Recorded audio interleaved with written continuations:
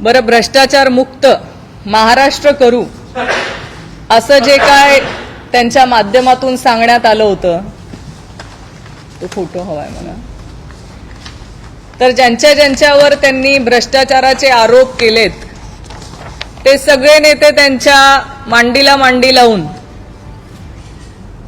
सत्तेमध्ये सहभागी झालेत आणि त्यांच्याबरोबर काम करतायत.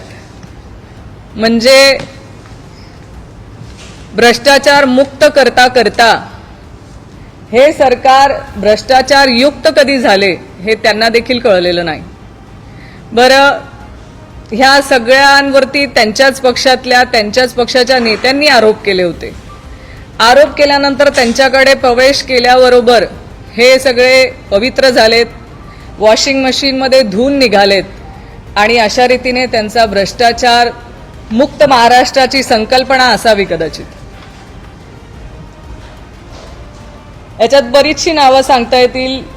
अजितदादा आहेत, छगन भुजबळ साहेब आहेत, अशोक चव्हाण आहेत, अशी कितीतरी नावं आपल्याला सांगता येतील की त्यांच्याच पक्षातल्या वरिष्ठ नेत्यांनी यांच्यावर आरोप केले आणि शेवटी तेच आज त्यांच्या मांडीला मांडी लावून बसलेत.